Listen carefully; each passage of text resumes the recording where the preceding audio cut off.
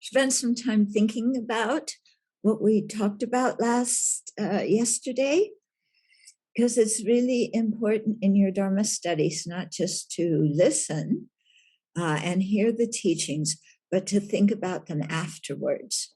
Yeah. And that I've discovered that makes a big difference if you, go over the major points of the teachings later in the day that you've received those teachings, because it really will help you remember them. Yeah. So sometimes you might take notes on the important points, or sometimes just go over the important points you remember and apply them to your life. Think about your life in terms of those important points. And that really makes a big difference. Because otherwise, if we just listen to teachings and then we don't go over what we've heard and think about it, then we forget them. And then when something comes up in our life where we really need to think about the teachings and apply antidotes to our minds, then we don't remember what to apply or what to do. Yeah. So, for example, many times I've taught about how to help somebody die, how to think about death, and so on. And yet I've seen that students who have heard these teachings many times, when a loved one dies, they contact me and they say, "What do I do? What do I do?" And they've heard the teachings many times, but because they never thought about the teachings afterwards or applied them, really, took them to heart, then when there's something happens, they don't know what to do. So you don't want to wind up in that kind of situation. You want to really think about the teachings and practice them, and then they will be there in your own mind when you need them. Okay, let's spend a couple of minutes just watching our breath, letting the mind settle down, and then we'll generate our motivation, have the teachings, and have some Q&A too. Begin by rejoicing at the great fortune we have to spend time today listening to and learning the Dharma, and how rare having that fortune is in this world. There are so many hindrances, so many distractions, but somehow today we have the time and energy and good health to listen to the teachings. And we also have the interest. So it's very important to nurture that interest, respect that part of yourself that has spiritual yearning.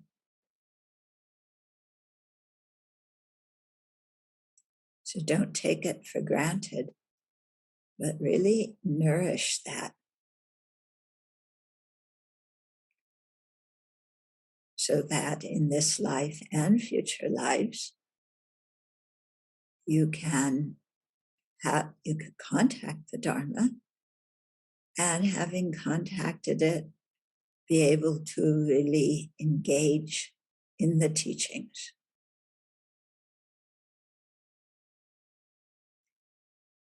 So rejoice at this opportunity that you have. Then once we rejoice at that, the question comes, well, what do I do with this magnificent opportunity?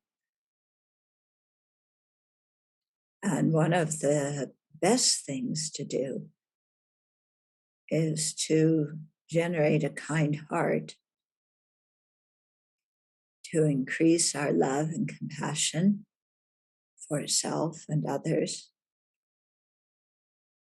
and to generate the bodhicitta, the aspiration for full awakening, so that we can be of the most effective and far-reaching benefit to others, specifically by knowing the path and being able to guide others on the path to awakening.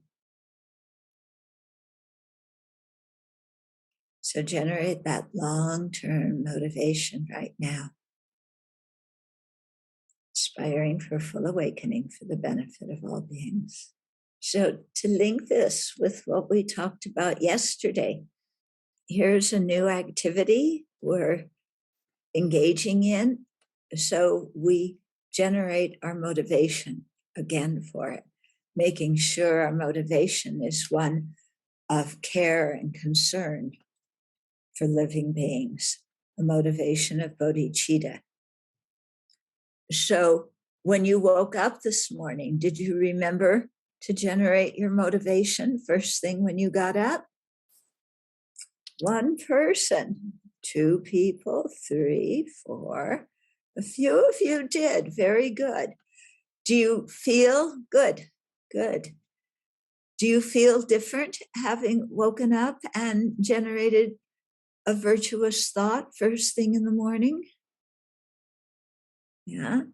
If you get in the habit of doing that, it really helps you engage with the day, because instead of your first thought in the morning being, oh, why is the alarm waking me up? I want to sleep longer. And then the only thing that gets you out of bed is, okay, I can have some coffee or some tea. That's interesting. That'll get me out of bed. You know, that's kind of really worldly, isn't it? And very small and completely self-absorbed. Whereas if you wake up and then even before you get up, like I said yesterday, you can generate your motivation and then think about some of the things that you might be doing during the day and how to bring a kind heart to those different activities. You know, so Monday morning, think, how am I going to go into my workplace? How will I greet my colleagues? Yeah, let's have a kind mind when I talk with customers and clients and my colleagues. And you generate that thought first thing in the morning. And you think, oh, I'm going to work to serve and to offer something to others. Then, you know, your whole mood about getting up and engaging in the day is different. And when you come home from work, instead of just like opening the door and falling down on the couch and going, oh, I'm so exhausted. But now I have to make dinner or do this or that. You know, instead of that, before you open the door of your house, think, I'm going in to be with the people that I care about, the people who are very important in my life, and especially my children. And I want to offer them kindness. I want to listen to how their day was and really make a good connection with my family, with my spouse, with your in-laws, whoever else is living in the house. And so you just, you know, stop for 30 seconds before you open the door and generate your motivation. And it really will change how you engage with your family. Okay, so try that. Try to remember to do that. And every time you, you know, during the day, maybe you're going to a meeting and you go, oh, I can't stand meetings. You know, they're so boring. And somebody else, I have ideas, but nobody listens to my ideas. And there's always some person with a big mouth who controls everything. I don't want to go to this meeting. If you go into the meeting with that kind of attitude, for sure, you're going to feel lousy. Okay. But just think, I'm going into the meeting and I'm going to smile at the people. Yeah. Maybe I'll bring a few treats. Everybody can have something as we discuss. And, think that I'm going to go and I'm going to contribute. And, sometimes people will like my ideas and sometimes they won't, but that's okay. And another tip, because this came up yesterday about if people don't like our ideas and opinions. Many times in meetings, when people don't adopt the kind of idea that I recommend, I'll even say to myself, I'll voice my objections to their idea, try and point out the things that I don't think will work. But if they still want their idea, the majority of people wants the other idea, then I just say, I hope I'm wrong.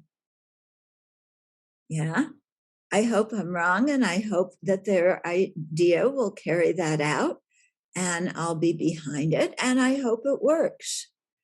Yeah, instead of having the thing that in our mind of, well, they didn't take my idea, so I hope everything falls apart, and then they'll know that I was right after all. If you think that kind of thought, that's not a very nice thing, isn't it? You're sabotaging the very people that you're going to be working with by hoping that they fail just because they didn't, listen to what we have to say. And of course, we know better than everybody else in the universe. Okay. So I find it very helpful sometimes to just say, I hope I'm wrong. And, we'll try it their way and we'll all learn from this. So that's another way to deal with it when our idea is not the popular one that other people want to follow. And sometimes, believe it or not, their idea turns out to be better. I know that's impossible to think because our idea is always the best one. But once in a while, their idea does turn out to be better.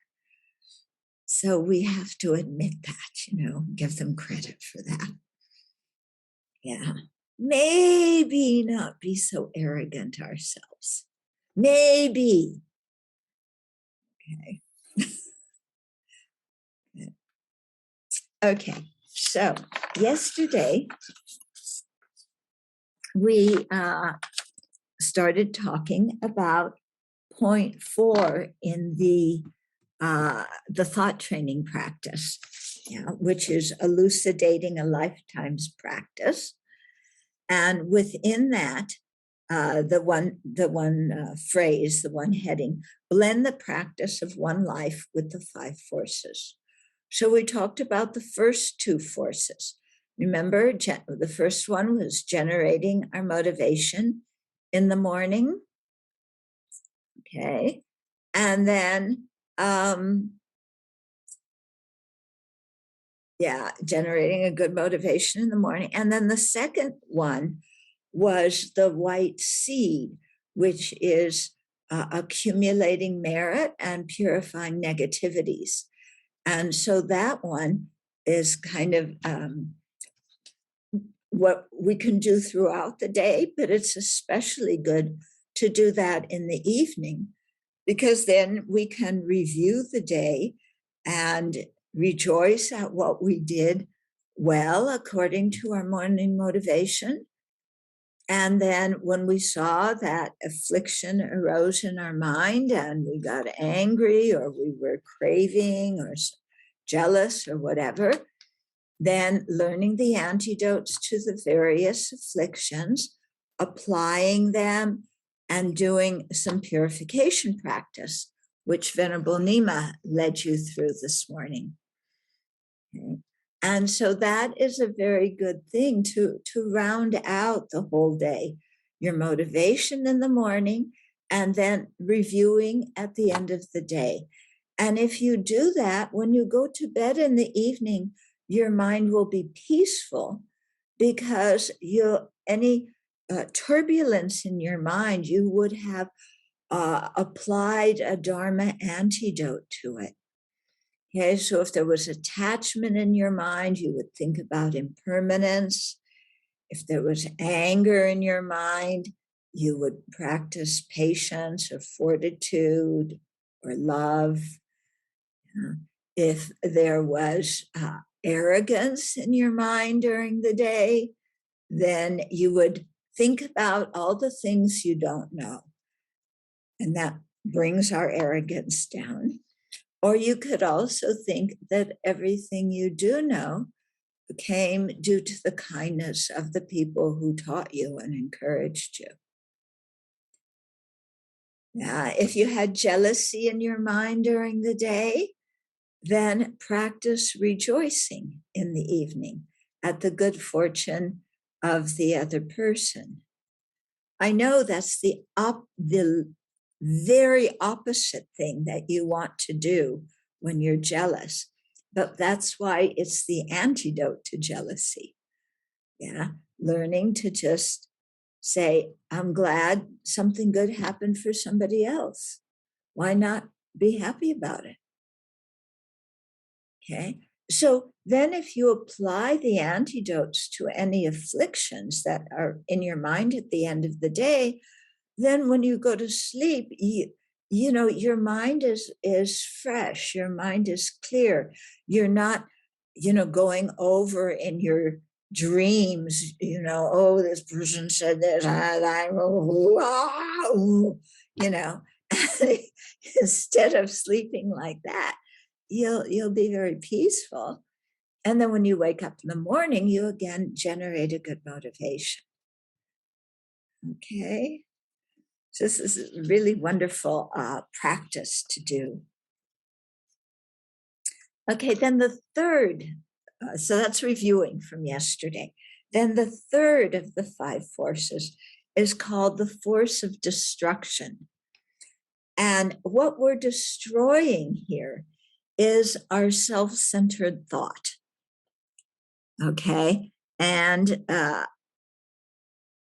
our self-grasping ignorance, because these two things are really our biggest problems. And the other afflictions, mental afflictions, can be subsumed in that. So let's start out with the self-centered thought.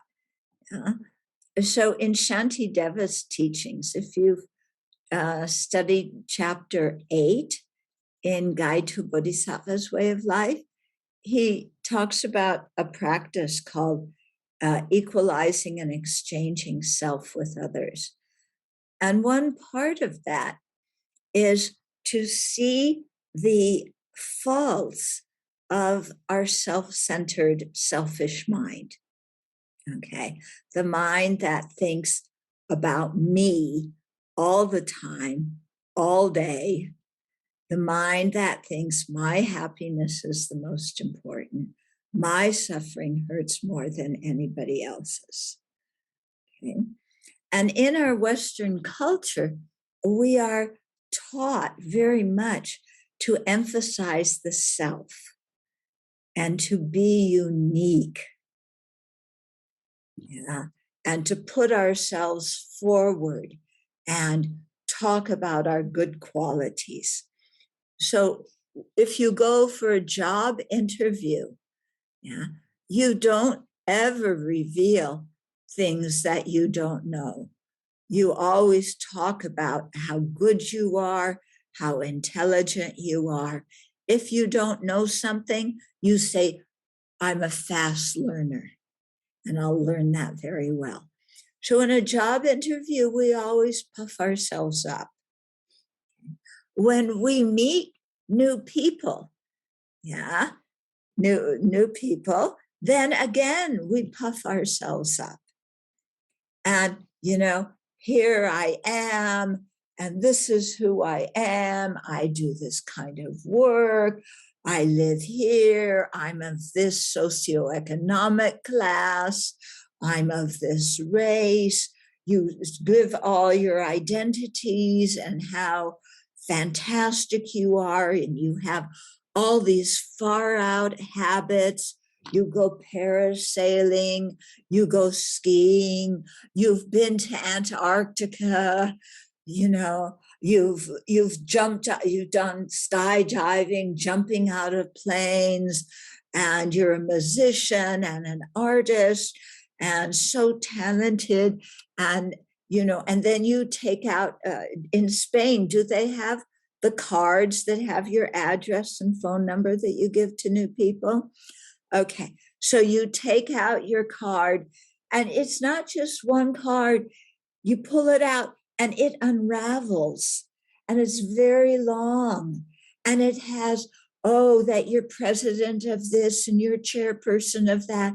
You're on the board of this and you're recognized for that, and all your awards and everything.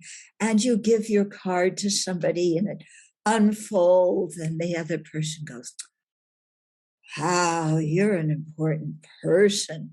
And you think, yes, I am. In fact, I am the most important person in this universe. Why? Because I am me. That's the only reason. Why am I the most important person? Because I'm me. Yeah. Now, the problem with the world is that other people think that too. But they're wrong, aren't they? I'm really the most important one, not them. But they think they're the most important. They don't know that the world centers around me. Yo. Okay. And so we treasure ourselves most of all. Okay. Everything in our life we do is designed to make me happy first. Yeah. The second people we make happy are the other people who help us. Yeah. So we want to, first our happiness, then the happiness of the people to help us because they help us. Strangers, who cares about them? Yeah. People who don't like me, people who disagree with me, forget them. Yeah. They're idiots. So the whole world has to revolve around me. So I have rules of the universe. Okay. And I assume that every other sentient being should be aware of my rules of the universe. Okay. The first rule in my universe is everything has to go the way I want it to go. Everything has to turn out the way I want it to turn out. Right? Second, all my expectations should come true.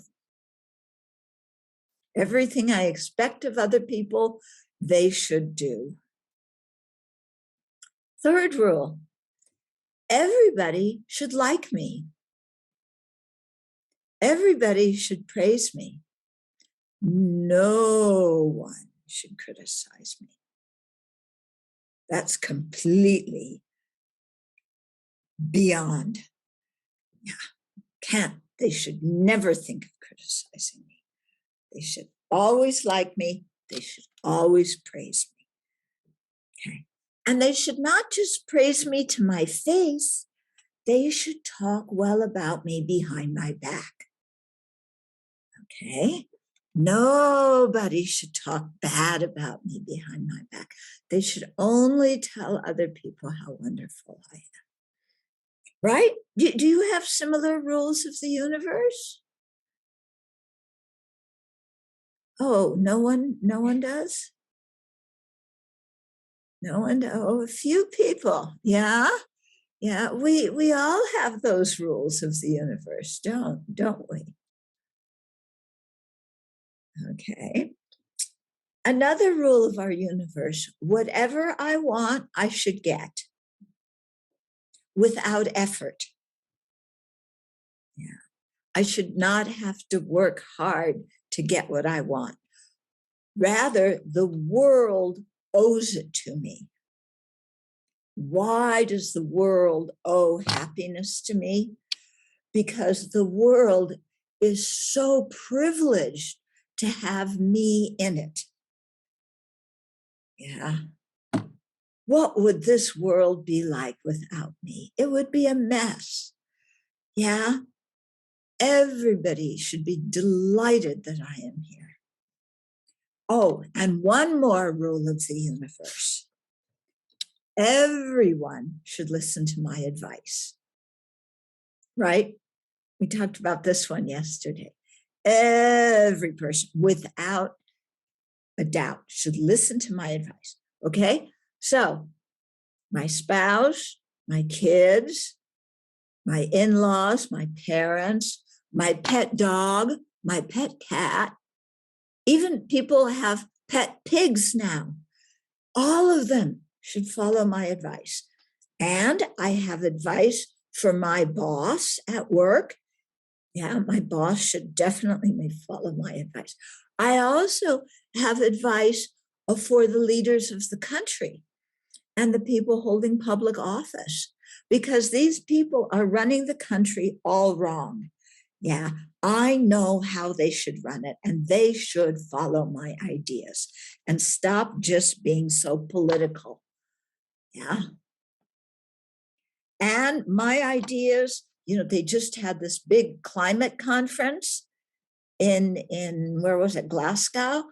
Everybody there should have followed my advice for remedying climate change. Yeah. They should definitely do that. Yeah. I say no more oil, no more coal. It should stop tomorrow, except when I need it. I can use a little bit more, but everybody else should stop. Okay.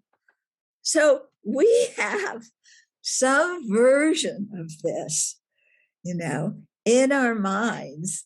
And, this self-centered thought really runs our life. And and we think, that the self-centered thought is our friend, that being self-centered is going to help us. Because we hear the little phrase, if I don't stick up for myself, people will trample me. If I don't, help myself, nobody else is going to help me. So I have to, do this. And so we think our self-centered attitude is really our friend, and that we should follow it all the time. Okay. Now, let's think about what happens when we follow our self-centered thought. So one thing that happens when we follow our self-centered thought is that we perceive the world, our vision of how we see the world becomes extremely narrow, because there's over 7 billion human beings on this planet. If we include the animals, the fish, and the insects, and so on, we human beings are very far outnumbered. But even among the human beings, we're one among over 7 billion. Okay. So if we cherish that one more than we cherish everybody else, then we only see the world through this little periscope, periscope that comes out of the water, little lens. And that lens is me. So there's this whole universe. And we only see things in terms of how they relate to me. So every situation we're in, we evaluate and judge in terms of, does it help me or does it harm me? Okay. How can I get what I want out of this situation? So we see everything in those lights. So let me give some examples of that. Yeah. So I had a friend, he worked for National Public Radio in the US. He was a reporter, and he worked in an office, and he told me that there was one other reporter in the office. They walked past each other every day, but they never said hello. They never did anything. They just ignored each other. And my friend was completely sure that this was because the other person didn't like him. And the other person thought he was a lousy reporter. Okay. So every time, he's working for, I don't know how long, months, years in the same office, never says hello. Every time he passes this person, you feel the cold winter breeze between them. Not a pleasant feeling working in the office. Then one day, out of the blue, the other person said to my friend, hello. Yeah, good morning. And they started a conversation. And in the conversation, my friend discovered that the other person actually thought he was a very good reporter and actually respected him for the work he did in the office. Okay, so all this time before, where my friend was thinking, this guy doesn't like me and I've got to stay away from him, actually, that was not true at all. It was completely the projection of my friend's self-centered mind. Yeah. Because he expected everybody in the office to say good morning to him at least. And this guy didn't. And so he jumped to conclusions and said, oh, this guy doesn't like me. He doesn't respect me. And as a result, I don't like him and I don't respect him either. And this whole situation was simply a projection of his mind. Yeah. Why was his mind projecting it that way? Because it was all in terms of how this person reacted towards me. Yeah. The other guy may have been very friendly to other people, but that didn't count. It was how he related to me.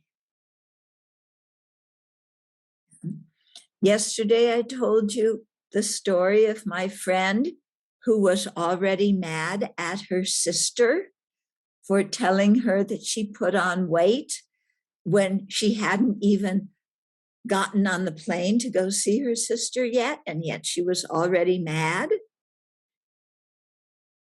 Again, projection of the self-centered mind. Yeah, I know my sister has nothing better to do than to pick faults at me. Come on. So if we look, so much of our own unhappiness, thinking people don't like us, thinking we don't fit in, so much of that comes because we misinterpret other people's behavior and we misinterpret it in terms of how it relates to me. Okay? When you're driving along the road, have you ever had people cut in front of you on the highway? Yeah, I think probably everybody's had that happen. Somebody cuts in front of you. What do? Oh, that driver, who does he think he is? Cutting in front of me. He's not driving properly. Why is he trying to push me off the road? I'm just doing something innocently, and this guy is like harming me. Okay? We take it so personally, as if that person knew us, or at least looked into the car and said, oh, I don't like her, therefore I'm going to cut her off on the road. Do you think anybody actually on purpose cut somebody off? Yeah. If somebody cuts you off, then maybe on purpose you cut them off. But at the beginning, somebody cuts you off. Do you think they really wanted to harm you? Okay. Or do you think maybe that person is in a hurry? Or maybe they're upset, and so they're not looking really well at how they're driving. Okay. So this really came home to me. This same friend, yeah, who when it was time to have her baby, I went over to her house and I was going to be there and kind of help a little bit as she had the baby. And it turned out that it couldn't be a home birth. There was some difficulty. So she had to go to the hospital.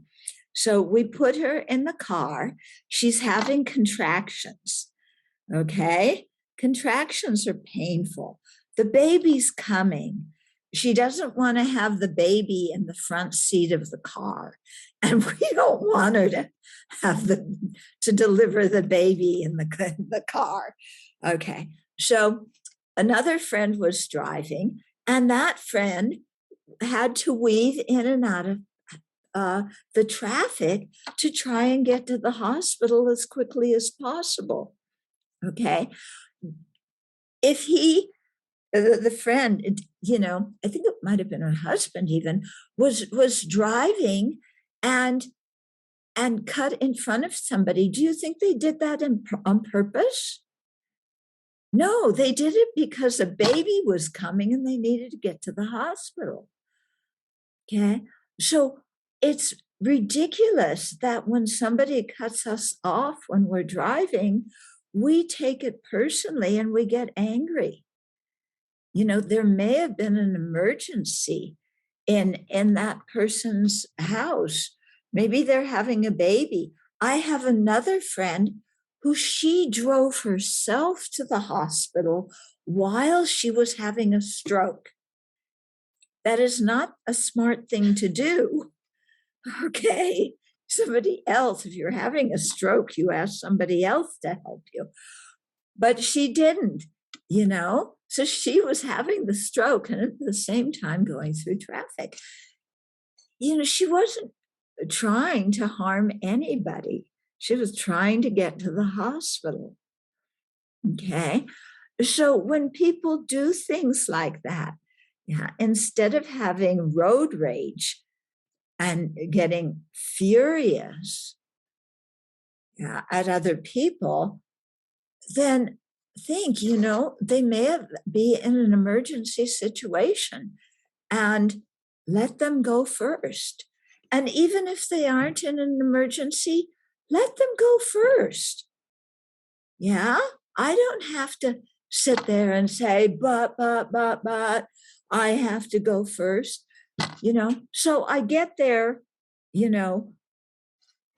a millisecond later because somebody else went in front of me. So what? Okay. So just things like that. We make society so much easier because I'll tell you another story about what happens when you want to retaliate when somebody cuts you off. So there was another young man that I know, and he was driving on the highway with his fiancée, and somebody cut them off on the highway. So he got really mad, at this person who cut him off and drove in front of him.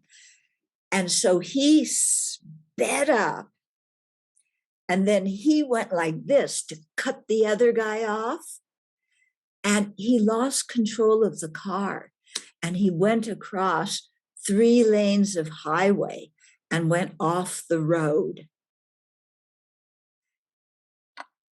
And when the car finally stopped, he was really shaken up, and he realized that he almost killed his fiancée.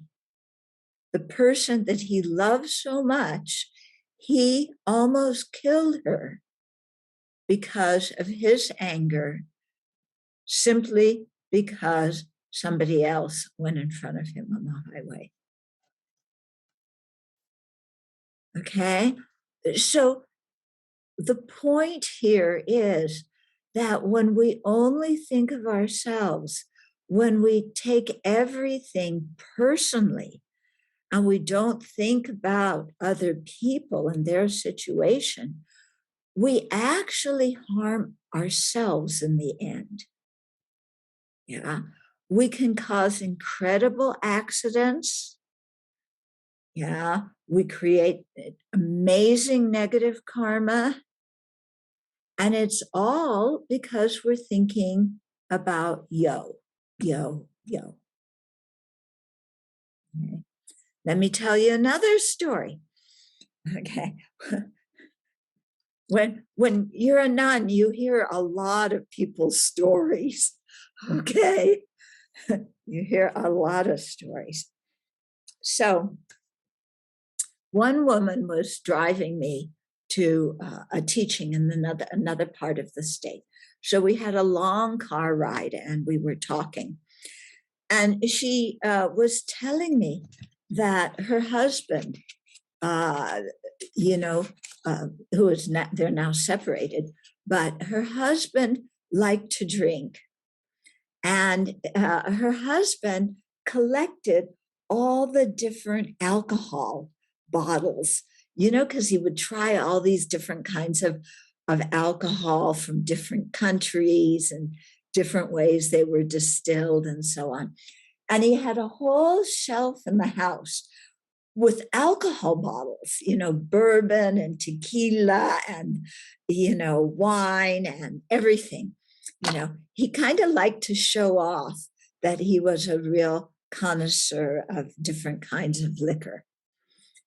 And so in this way, they had a son. And so the father kind of took the son, introduced their son to alcohol. And they would sometimes go out drinking together and so on. So the son developed a taste for alcohol. So one day, the son was driving. Yeah. I think he had something to drink. I don't think he was completely drunk, but he had something to drink. And he ran a signal and crashed into another car. Yeah.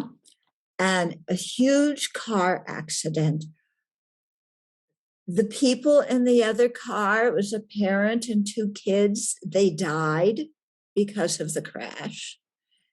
And their son wound up in the hospital, intubated in ICU, where they keep the very sickest people. He was on a ventilator. He had IV feeding because he was totally unconscious because of the accident.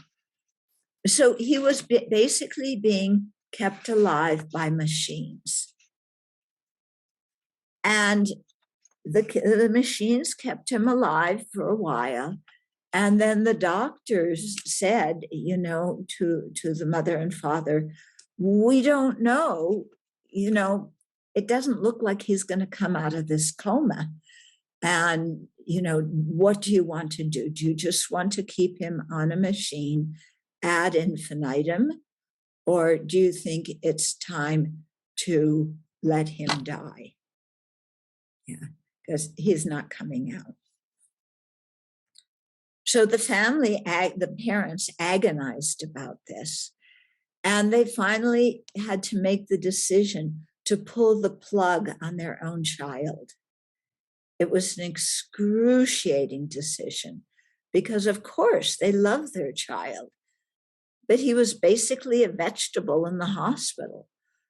So they told the doctors, pull the plug, let him die. And when excruciating decision for them. When they went home, the father realized that part of the reason his son was in this traffic accident and killed two people and wound up in the hospital himself had to do with his taste for alcohol and drinking. And the father realized, my son learned to drink because of me and my love of alcohol. And then the father went, all his alcohol bottles, his whole show of alcohol bottles, he went like that, because he was so upset with himself for having taught his son about alcohol and introduced his son to alcohol. Yeah. And so then this father, he lives with that his whole life. Yeah. That his child, who he loved and cherished so much, is dead because he was a bad influence on the child. Okay. Another really good illustration of what happens when we follow our self-centered thought and just look out for our own pleasure. Because the father was thinking of his own pleasure drinking. He thought it was so cool that he went drinking with his son. What a nice father-son activity. Yeah. But completely blind to the repercussions of his self-centered thought.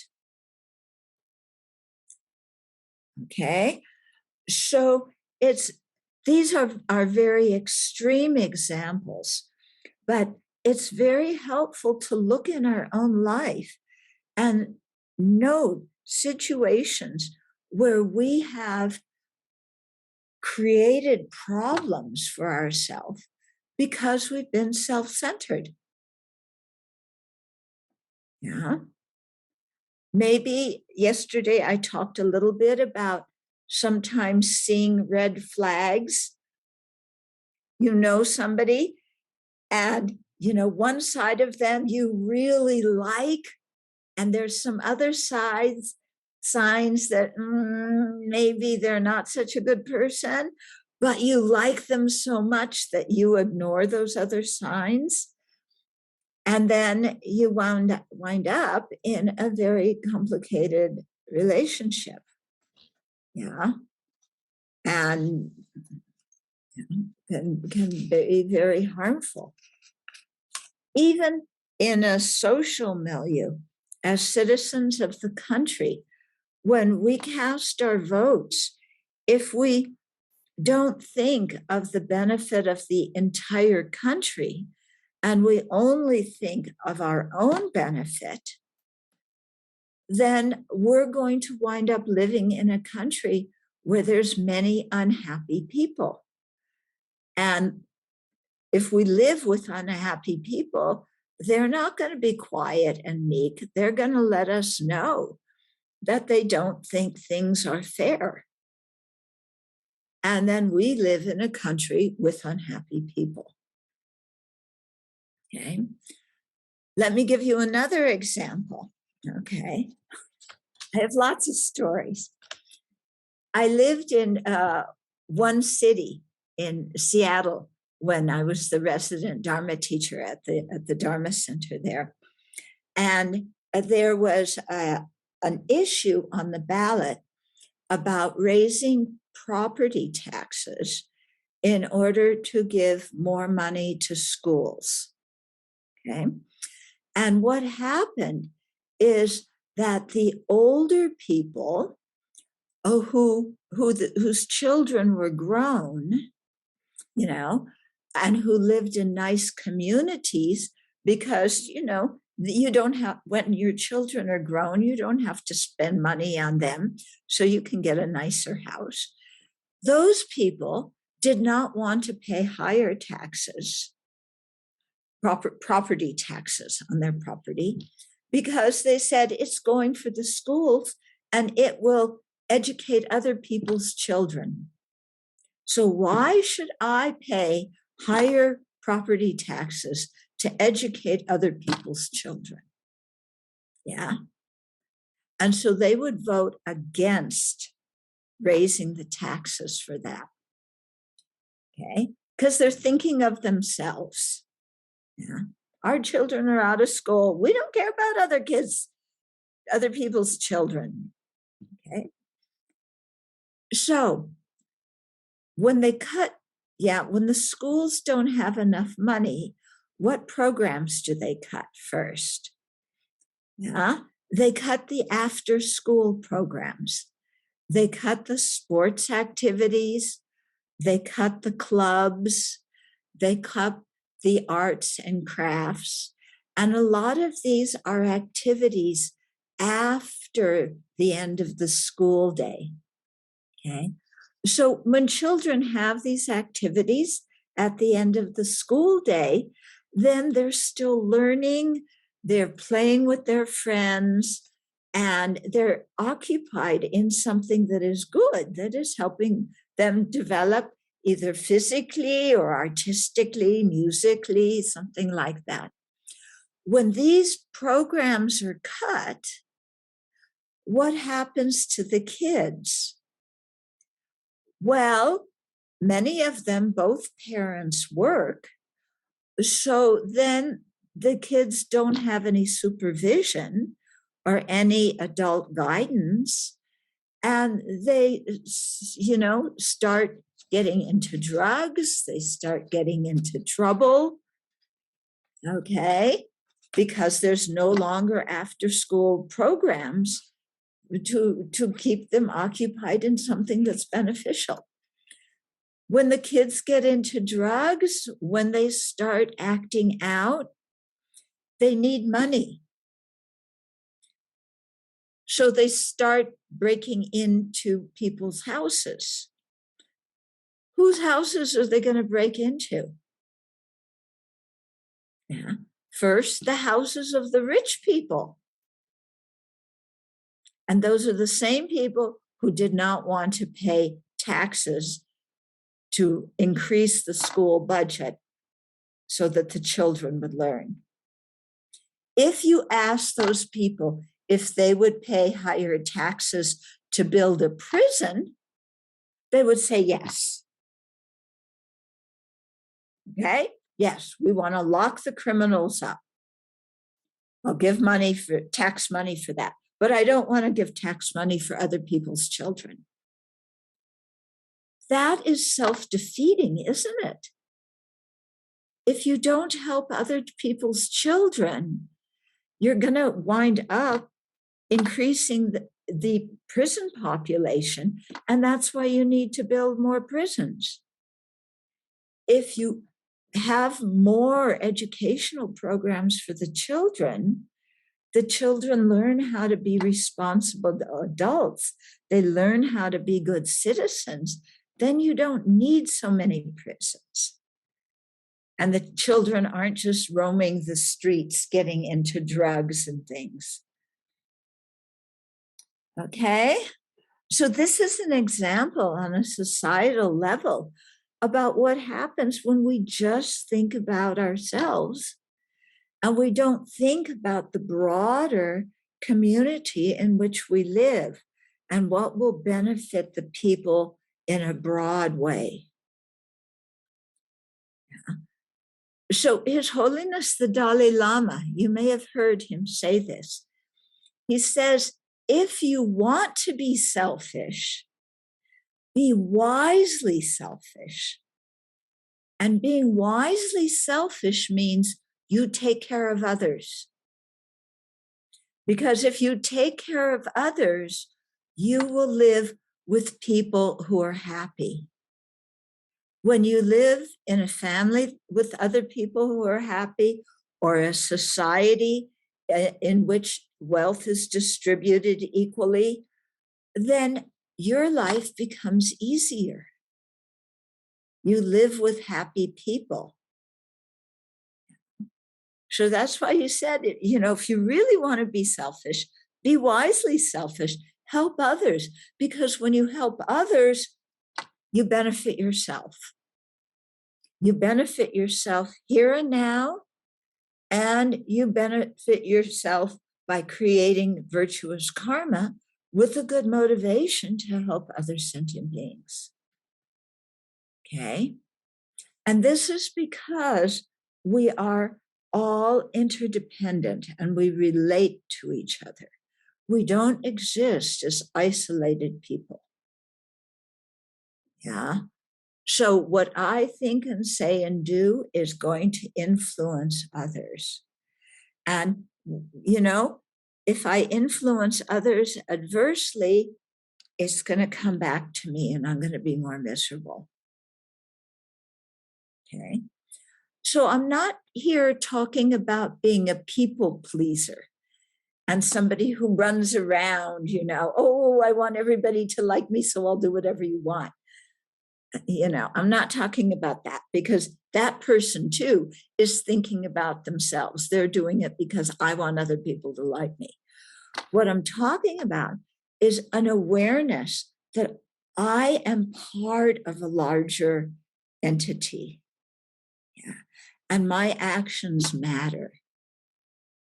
And I can create happiness in other people's lives that creates a better environment for me, or I can create unhappiness in their lives, which winds up harming me in the end. Okay. And it harms me, not just this life, but in future lives because of the karmic effect. So when we really examine, our actions in life, we really see that following the self-centered thought is not a good idea. Yeah. And we begin to instead contemplate the benefits that come from caring about others. And there's so many benefits that come from caring about others, because if even in your family, if you care about others and you treat them nicely, you're going to have a happy family. But, sometimes we treat our family, because we know people so well, we just take them for granted and we don't treat them very well. Yeah. Like I was saying yesterday, you become like an army sergeant, and giving orders to your kids. Or you scream at your spouse over some tiny, tiny thing. just because you need to let go of some anger energy. Yeah. But if you treat those same people nicely, your whole family life is different. Yeah. And so here we really see the benefits of ethical conduct. Yeah. And restraining ourselves from harming others, yeah, restraining ourselves from doing non-virtue, even if the non-virtuous action seems to bring us some temporary happiness. Okay. For example, yeah, you're married. You've been married for a while. You meet somebody else who is so good looking, so charming. You know your spouse really well, but this other person is just fascinating. And you have this little tingle that you feel of excitement at meeting a new kind of good looking person who's also interested in you. And you think, you know, something starts to develop between you and the other person. And then you think, oh, you know, we'll have an affair. And that will make me, it's going to be so nice. Finally, my spouse just takes me for granted all the time. Here's somebody else who thinks I'm special and is interesting in me. And you go off and you have an affair with the other person. And you say to yourself, my spouse is not going to find out. My kids aren't going to know about this. Yeah, nobody else will know, just me and my lover. And this will really make me very happy. Okay, this happens a lot. So you go off and you have an affair. Then what happens? Okay. Well, you think your kids don't know that you're having an affair. So I told you, I hear a lot of stories. I've had a number of people come and tell me that when they were children, they knew their mother or father was having an affair. Yeah. Your kids are smart. Yeah. They notice when something's going on. And how does that affect a child when they know that one parent is cheating on the other, when one parent is lying to the rest of the family? What kind of example is that setting for the child? Yeah, it's telling them it's okay to lie. It's okay to cheat. Yeah. Is that what you want your children to learn? Okay. So not only do your children find out, but of course your spouse eventually finds out. I mean, come on, how long can you keep this secret? Yeah. You're spending time away from the family. Of course, people are going to find out. Then they find out, then what happens? Boom, with your spouse. You know, huge fights, huge arguments, maybe divorce. Yeah. Does that make you happy? Yeah. Does having fights with your spouse make you happy? Is divorce something that is a wonderful experience that brings you joy? Divorce is miserable, isn't it? Yeah. Of course, you get over it, but it's miserable while it's going on. And then, of course, the negative karma and the effect on the children. Now, I'm not saying stay in an abusive relationship. I mean, if your spouse is beating you, you don't stay in that relationship. You say this behavior is unacceptable. Goodbye. You know, physical violence is not acceptable. Okay. But instead of, when you're dissatisfied, running off and finding a lover, what about trying to work on your marriage and make your marriage better? Okay. I'm going to tell you another story. So I have a friend who is a therapist and a marriage counselor.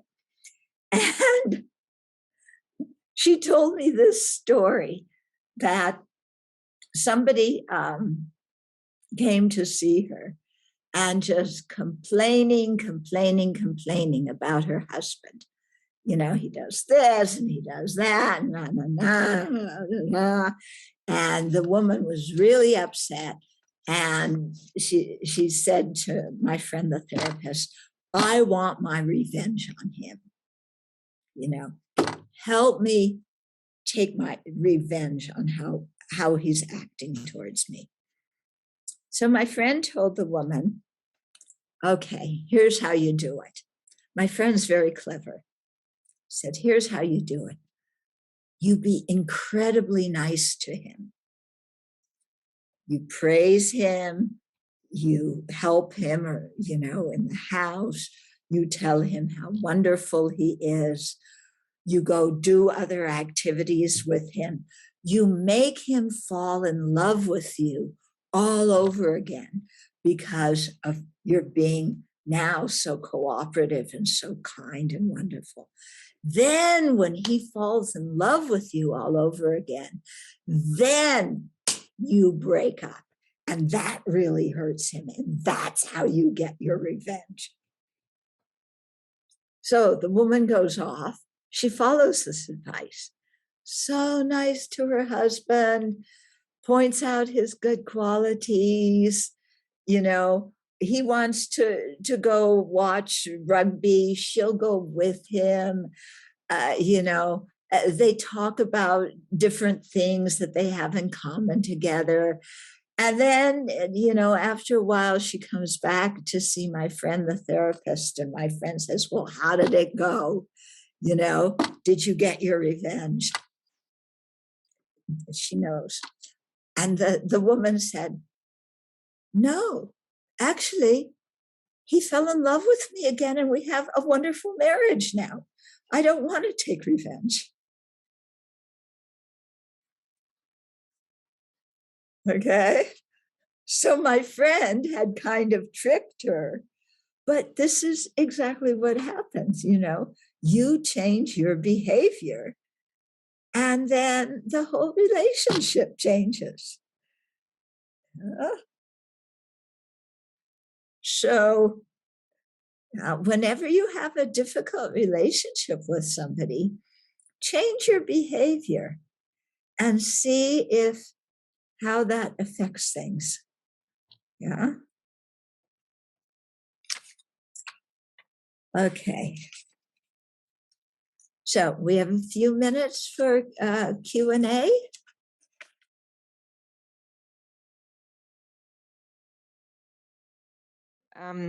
I wanted to ask if you have any book recommendations for applying these teachings in everyday life. Well, if anger is a problem for you and you need some advice about handling anger, His Holiness the Dalai Lama wrote a book called Healing Anger, and I wrote one called Working with Anger.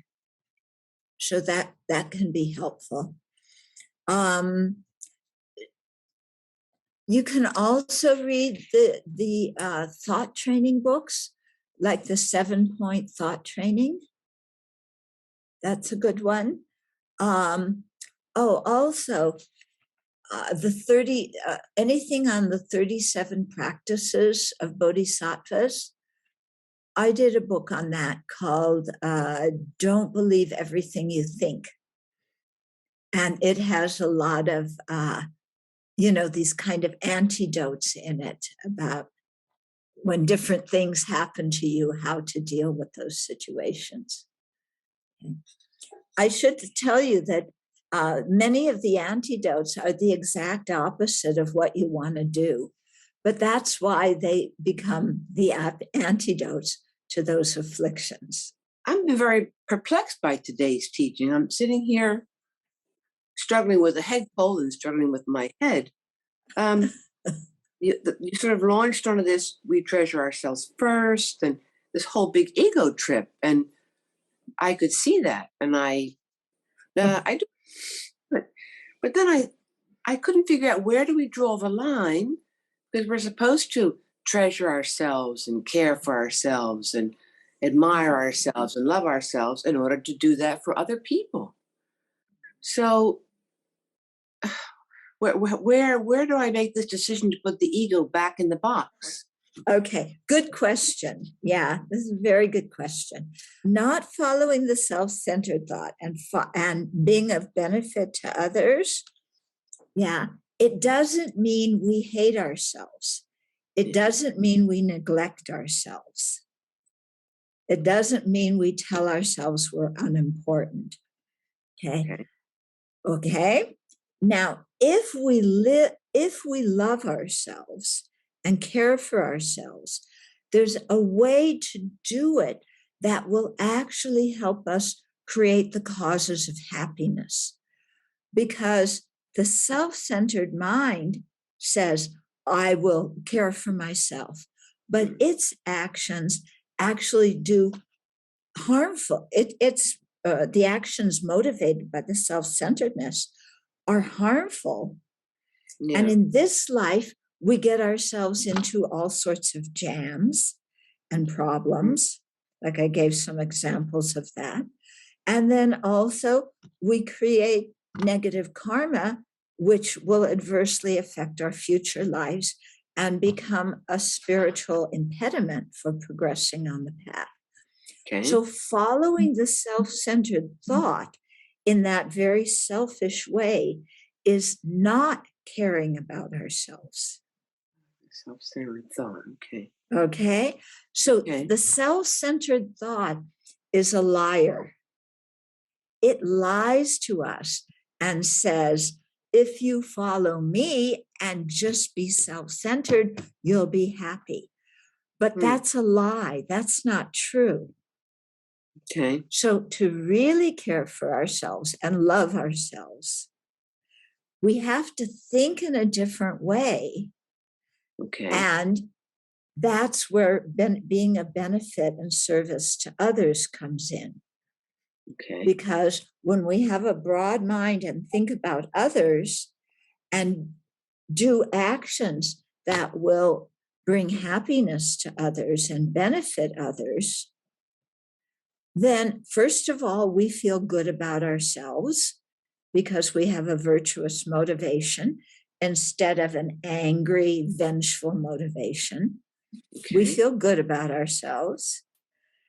Second of all, we do something that benefits somebody else, so they're happy. And when we live with people who are happy, our life is so much easier, isn't it? Yeah. Yeah? Yeah. Okay. That's good. Okay. Yes. When we do things in society that benefit society, maybe you do some volunteer work, or you work for a wage, but you really do it with the motivation of taking care of other people, then you create happiness in the society. Yeah. When you advocate for policies that will really help equalize income and give poor children a chance for education and provide health care for other people, when you advocate for those kind of policies, even though you may pay a little bit more in tax, then you live in a society where the crime rate goes down. Yeah. Then when you travel in public transport, you don't see so many people who are poor and miserable. Okay. So, and then this whole thing of you do feel so much better about yourself. Yeah.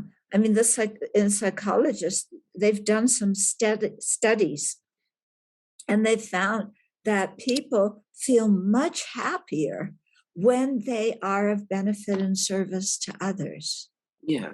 Yes. Yeah. So caring for others makes you happy.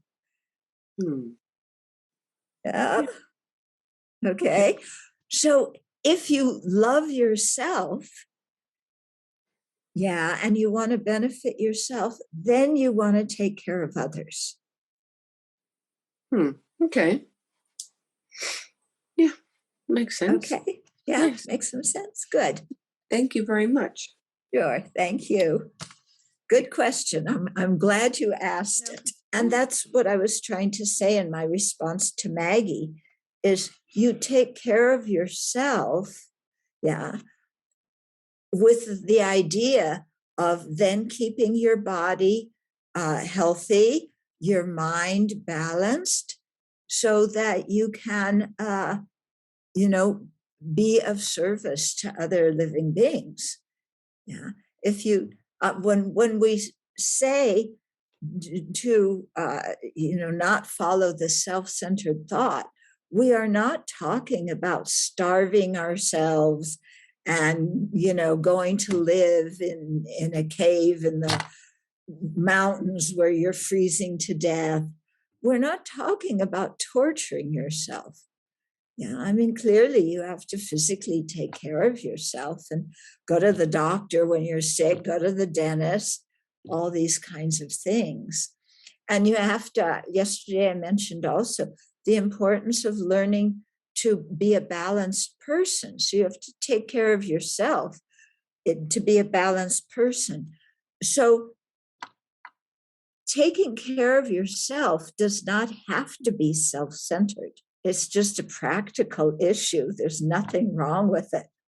And what are you going to do? Not take care of yourself? Then everybody else has to come take care of you? No, we're not talking about that.